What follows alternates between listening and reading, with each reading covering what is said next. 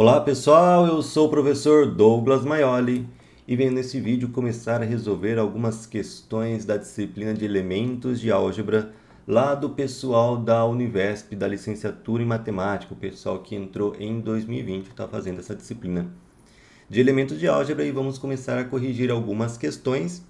A começar por esse vídeo, duas questões da semana 1 sobre grupos abelianos. Sempre que eu falar grupo abeliano ou grupo comutativo, no fundo é a mesma coisa, tá?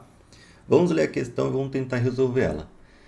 No estudo da álgebra abstrata, um grupo abeliano, também chamado de grupo comutativo, grupo abeliano é a mesma coisa que grupo comutativo, é um grupo, tá? O que é um grupo? O grupo tem um conjunto de elementos G e uma operação, e essa operação tem algumas propriedades para ser grupo. Mas para ser grupo abeliano, além das propriedades de grupo, tem que satisfazer também a propriedade da comutatividade, né? Ou seja, o A, aqui ele esqueceu, né? O A operação, ele chama operação de asterisco, né? O A operação B é a mesma coisa que B operação A. O que é comutatividade? É quando você fala que a ordem dos fatores não altera o resultado, não necessariamente o produto, tá? O produto a gente fala quando é de multiplicação, mas pode ser soma, pode ser multiplicação. Essa operação aqui do grupo pode ser qualquer coisa, tá? Soma, subtração, multiplicação, potência, pode ser uma operação que você inventa, tudo bem? O importante é, eu tenho um grupo, um conjunto de elementos e uma operação. Se satisfaz algumas propriedades que a gente daqui a pouco vai ver. É grupo, tem três propriedades para satisfazer para ser grupo. Se além dessas três propriedades satisfaz mais a comutatividade, né? Ou seja, que o A operação B é igual B operação A para qualquer A e B em G, aí vira um grupo comutativo, ou seja, um grupo que vale a comutatividade, e aí que a gente dá o nome de grupo abeliano. Então, comutatividade, o que é? Vamos supor na soma, por exemplo, a soma convencional nos números naturais, nos números reais, né? Vai ser comutativo. Então, você fazer, por exemplo, 2 mais 3 é a mesma coisa que você fazer 3 mais 2. Você mudou a ordem, não muda o resultado. 2 mais 3 é 5, mudou a ordem, 3 mais 2 continua sendo 5. A multiplicação também, a multiplicação tradicional nossa, nos números reais, também é comutativa. 2 vezes 3 dá 6. Se você mudar a ordem, 3 vezes 2 não muda o resultado, continua dando 6. Isso vale para qualquer número. Qualquer número real que você multiplicar, tipo um A vezes B, se você trocar, B vezes A continua sendo igual, para qualquer número real. Mas, professor, tem alguma coisa que não é comutativo? Sim. A gente já viu lá em álgebra linear. Quem já viu álgebra linear? Se viu comigo, a gente estudou sobre isso aqui no canal. Se eu tenho duas matrizes A vezes B, nem sempre, na verdade, na maioria dos casos, se você mudar a ordem do produto B vezes A, vai mudar o resultado. Tá? Então, às vezes, você pega a matriz A e multiplica pela matriz B, dá um resultado. O B vezes A, às vezes, nem existe. Ou, às vezes, existe, mas tem uma dimensão diferente de A vezes B. Ou, às vezes, tem até a mesma dimensão, mas os números lá dentro são diferentes. Tá? Em matrizes, o A vezes B pode ser igual ao B vezes A? Pode, mas não é o que acontece em geral. Tá? Por via de regra, em matrizes, A vezes B é diferente de B vezes A, na maioria dos casos. Para ser comutativo, tinha que ser A vezes B igual a B vezes A em todos os casos. Por exemplo, aqui nos números reais. Qualquer número real A que você multiplicar pelo número real B, quando você muda a ordem B vezes A, não altera o resultado. Tá? Agora, vale para matrizes? Não. Tem até alguns casos que A vezes B é igual a B vezes A. Tem alguns casos, mas não são todos. Para ser comutativo, tem que ser todos. Tá? E não é o que acontece. Tem casos que A vezes B fica diferente de B vezes A. Ou seja, o caso da multiplicação de matrizes é um caso que não é um grupo abeliano, tá? Não é um grupo abeliano. Por quê? Porque ele não satisfaz a propriedade da comutatividade. Continuando aqui, a gente entendeu o que é a comutatividade. Continuando aqui, ou seja, a aplicação da operação binária não depende da ordem dos elementos do grupo. Os grupos abelianos recebem esse nome em homenagem ao matemático Niels Henrik Abel. Esse matemático Abel, é por isso que a gente dá o nome de grupo abeliano, que trouxe grande contribuição à álgebra no século XX. Para ser considerado um grupo abeliano, o grupo deve estar sujeito a determinados axiomas. Isto é, ele deve estar sujeito a... Aí tem que fazer, para ser grupo abeliano, tem que satisfazer os axiomas de grupo e de abeliano, ou seja, de comutatividade. Mas se você ver aqui as alternativas, só tem um que fala de comutatividade. Eu já sei que o grupo abeliano tem que ser comutativo. Eu nem preciso saber quais são as propriedades de grupo. Porque olha só, no A, fala alguma coisa de comutatividade? Não. Grupo abeliano tem que ser comutativo. Na C também não fala. Ó. A B fala de comutatividade, tá? Na D fala não comutatividade, né? Aí é pior ainda. E na E não fala nada de comutatividade. Então o único que fala de comutatividade, que faz um grupo ser abeliano, é o B, que tem o item B que tem a comutatividade, tá? Então aqui, só aqui você já sabia que a resposta certa é B. Você nem precisaria saber quais são as propriedades dos axiomas de um grupo. Mas vamos ver as axiomas de um grupo, vocês vão ver que realmente é esses três primeiros aqui e acrescenta a comutatividade para ser abeliano. Vamos ver a definição de grupo, tá? Definição de grupo. Ó, um sistema matemático constituído de um conjunto não vazio G, então tem um conjunto G de elementos, esse conjunto não vazio, e uma operação que eu vou chamar essa operação aqui de asterisco, sobre G, tá? Essa operação asterisco é como se fosse uma função, eu vou pegar dois elementos de G, operar e o resultado vai ser um outro elemento de G, por exemplo, a soma. Pega dois números reais, soma, dá R$1. A multiplicação, pega dois números reais, multiplica, dá outro número real. Potência, se você pegar dois números reais, um elevado ao outro, dá outro número real, tá? Então, ou seja, esse conjunto G com essa operação asterisco é chamado de grupo se essa operação está sujeita aos seguintes axiomas. Primeiro, tem que ser associativa, associatividade. O que é associatividade?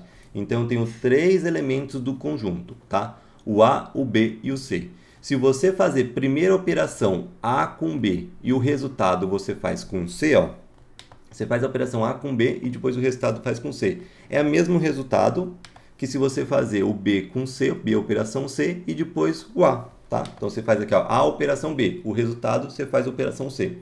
Vai dar a mesma resultado, a mesma conta, se você fazer B operação C, o resultado você faz com A.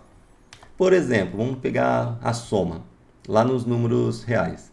Se você fazer 2 mais 3 e o resultado somar com 4, é a mesma coisa que você fazer primeiro 3 mais 4, depois o resultado você soma com 2. Dá igual. Quanto que é 2 mais 3? 5 mais 4, 9. E se você fazer 3 mais 4 primeiro, dá 7, mais 2, também dá 9. Então tem que valer associatividade. É suficiente para ser grupo? Não. Tem que existir o elemento neutro, tá? O que é o elemento neutro? O elemento que quando você pega qualquer um do conjunto e faz a operação com esse neutro, não muda nada. Por exemplo, na soma, o elemento neutro seria o zero, na nossa soma tradicional. Quanto que é 2 mais 0? 2. Na nossa multiplicação convencional, o elemento neutro é 1. 2 vezes 1 continua sendo 2, ó, ele é neutro. Eu peguei o 2, somei com 0, continuou sendo 2, não mudou nada. Na multiplicação, esse elemento já vira 1, né? 2 vezes 1 dá 2, tudo bem? Então, a existência do elemento neutro. É o elemento que quando você opera qualquer elemento do conjunto, quando você opera com neutro, não muda nada, continua sendo aquele próprio elemento, ó. Então, se você pegar qualquer elemento de A pertencente a G, se você pegar A operação E, ou pegar E operação A, o resultado vai ser o próprio A. O E não vai fazer diferença nenhuma, por isso que é neutro. E o 3 é a existência de elementos simétricos, né? Então, dado qualquer A pertencente a G, você consegue encontrar um simétrico que quando você faz a operação entre os dois, dá um neutro. Por exemplo, na soma, quem que é o elemento simétrico? Aí você pega qualquer um, escolhe qualquer número natural. Vamos pegar o natural? 5, por exemplo. Tem alguém, estou pensando na soma, tá? Tem alguém que quando você pega o 5, soma com alguém, dá o elemento neutro da soma. Quem que é o elemento neutro da soma? A gente acabou de ver que é o 0, tá? 5 mais alguém dá 0, tá? Sim. Menos 5, tá? Lógico que se for dentro dos naturais, o menos 5 não está nos naturais. Então, por exemplo, os naturais é um grupo? Os naturais não é um grupo. Por quê? Porque ele não tem o elemento simétrico. O 5, o simétrico teria que ser o menos 5, que não está dentro dos naturais, tá?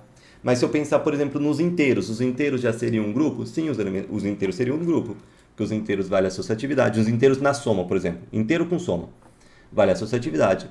Tem o elemento neutro, que o 0 está dentro dos inteiros, tá? Tem o simétrico, qualquer número inteiro que você pegar, você consegue achar o oposto dele, que somado dá o elemento neutro da soma, que é o zero, né? Ó, quanto que é? 5 mais o menos 5. Aqui mais com menos dá menos, 5 menos 5 dá zero. Pega outro, 7. É só somar com o oposto dele. 7 mais menos 7 dá zero, tá? Agora, por exemplo, a multiplicação. O elemento neutro da multiplicação é 1. Então, se você pegar um elemento, tipo, vamos pegar o 5 de novo? O 5. Tem que multiplicar, porque a gente está vendo da multiplicação. Multiplicar por alguém, que o resultado dá o número neutro, o elemento neutro da multiplicação, que é 1. 5 vezes quem dá 1? 5 vezes 1 quinto, tá? Concorda? Porque corta o 5 com 5 fica 1. 1 quinto. Mas, se eu estiver pensando nos números inteiros, 1 quinto é inteiro? Não.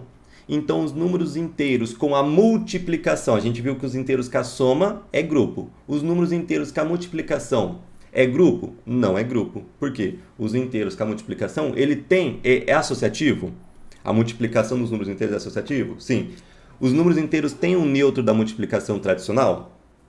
Tem o 1, tá? É um número inteiro. Mas tem o simétrico? Não. Por exemplo, o 5, o simétrico dele precisaria ser 1 quinto, porque o 5 multiplicado por 1 quinto dá 1, que é o elemento neutro da multiplicação, só que 1 quinto não está dentro dos inteiros. Então, os inteiros com a soma é grupo, inteiros com a multiplicação não é grupo.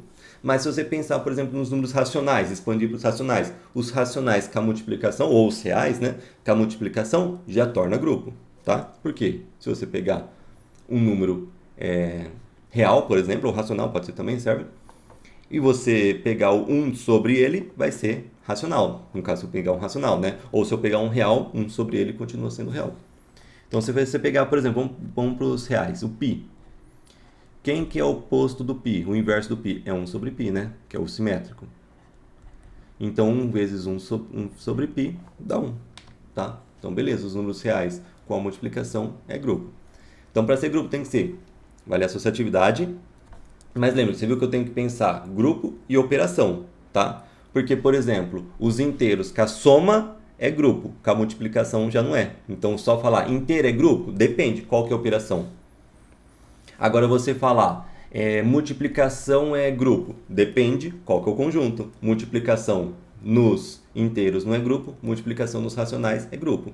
Então, você viu que você tem que ver qual que é o conjunto, qual que é a operação, e os dois juntos que a gente vai ver. Se vale a associatividade, se vale a existência do elemento neutro, se vale a existência dos elementos simétricos, esses três valendo é grupo. Se além desses três ainda valer a comutatividade, aí a gente fala que seu grupo é comutativo ou um grupo abeliano. Então, voltando aqui, vamos colocar as definições aqui do ladinho, no cantinho. No cantinho tem as definições. Tem que ser associativo. Olha só, a gente já sabe que é o B, tá? Mas vamos ver que o B tá certo. Tem que ser associativo. Beleza, no B tem que estar associatividade. Tem que ter existência dos elementos neutros, existência de elementos neutros. Existência de simétricos, até aqui é grupo. Mais comutatividade, grupo abeliano, né? E ele quer, para ser considerado grupo abeliano. Grupo esses três, abeliano junto esse daqui. Então, a resposta a gente já sabia que era B, tá? Mas a gente só foi confirmar mesmo que a gente tem todos os axiomas de grupos e mais da comutatividade. Segunda questão desse vídeo, vamos aqui começar a leitura dela. A primeira obra a estudar os fundamentos da álgebra com ênfase no seu caráter simbólico foi Triátise, On Álgebra, primeira edição em um volume, 1830, segunda edição em 2 volumes, 1842 e 1845, de autoria do inglês George Peacock, professor e ex-aluno da Universidade de Cambridge. A obra fez sucesso principalmente por sua iniciativa de elevar a álgebra do papel de aritmética simbólica a que era reduzida até então para a de ciência formal dedutiva. Foi retirado esse livro Álgebra Moderna do IES. Ao estudar o caráter simbólico na disciplina Elementos da Álgebra, nos deparamos com vários tipos de representações. Como a representação, olha esse conjunto aqui, Esse conjunto A é formado por todos os elementos com essa cara aqui, Exatamente essa cara. A mais b vezes raiz de 3. Só que essa conta pertence aos reais, pode ser qualquer número real, exceto o zero. Então essa conta não, o zero não está aqui dentro do a, tá? Ele já excluiu o zero. Esse a mais b raiz de 3 não pode ser o zero, porque esse asterisco ele já exclui o zero. Então qualquer número real que tem essa cara, com exceção do zero, mesmo que o zero tenha essa cara, não vai fazer parte, tá? Porque ele já tem excluído o zero.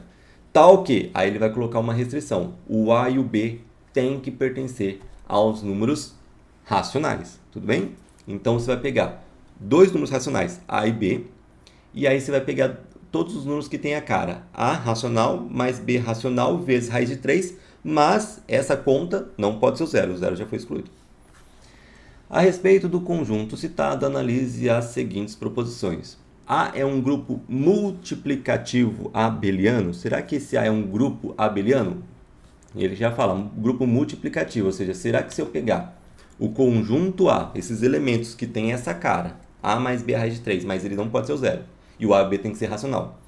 Se eu pegar todos os números que tem essa cara e colocar nossa multiplicação, será que é um grupo abeliano?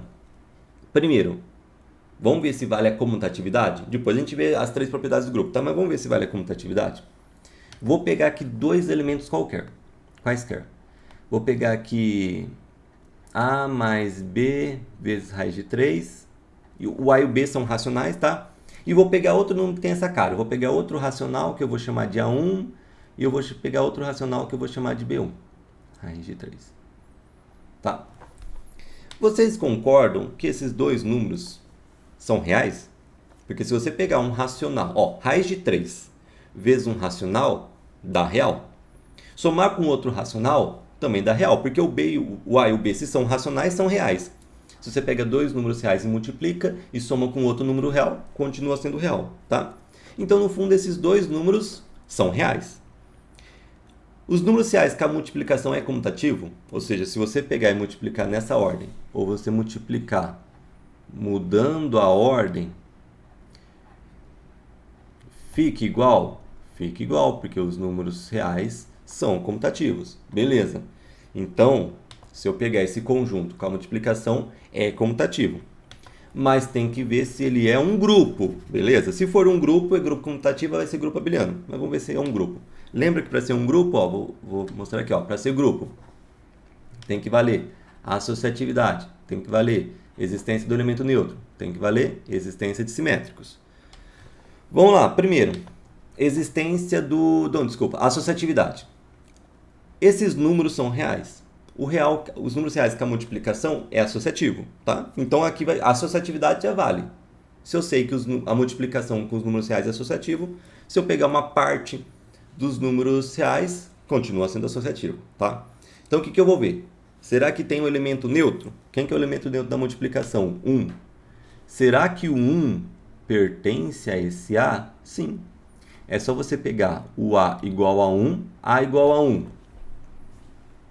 É racional o A? Sim. E pega o B igual a 0. O B igual a 0. Vou até excluir aqui, ó. Isso aqui, tá?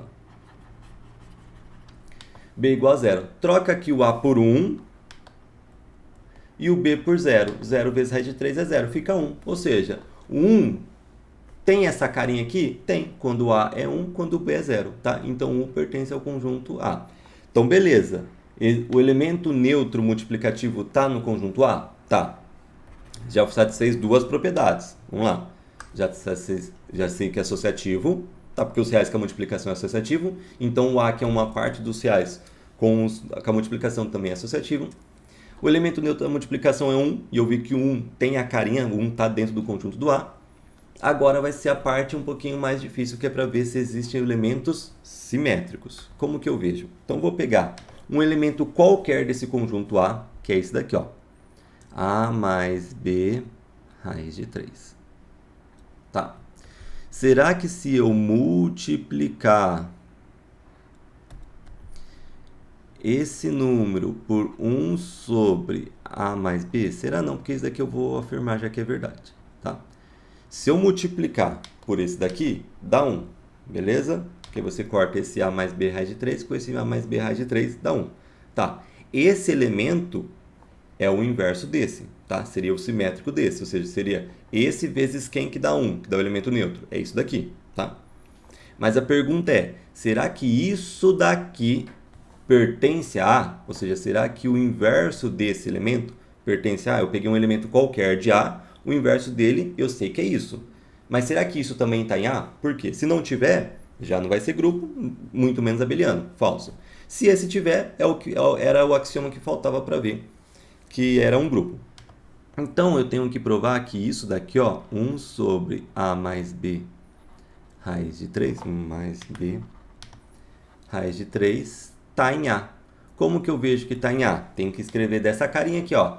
Um número racional mais outro número racional vezes raiz de 3, tá? Não está nessa cara por enquanto. O que eu vou fazer, ó? Eu vou multiplicar aqui por A, pelo conjugado, A menos B raiz de 3. Embaixo também A menos B raiz de 3. Por quê? A menos B raiz de 3 dividido por A menos B raiz de 3, no fundo é 1. Divisão de iguais, 1. Quando você pega um número e multiplica por 1, não muda nada, tá? Então, por enquanto, eu estou mudando o resultado? Não, estou pegando a mesma pessoa. Agora, 1 vezes tudo isso daqui de cima, fica isso daqui de cima. Ó. A menos B raiz de 3. E aqui embaixo a gente tem o seguinte, ó, A mais B raiz de 3, que multiplica A menos B raiz de 3. Vai ficar o quê? O quadrado do primeiro, que é o A ao quadrado, menos, né, o quadrado do segundo, que é B vezes B, B ao quadrado, raiz de 3 vezes raiz de 3 dá 3, né? Então vai ficar menos 3B quadrado. Aí o que eu vou fazer? Eu vou colocar aqui, ó, embaixo o A quadrado menos 3B quadrado embaixo do A e separado aqui do B também.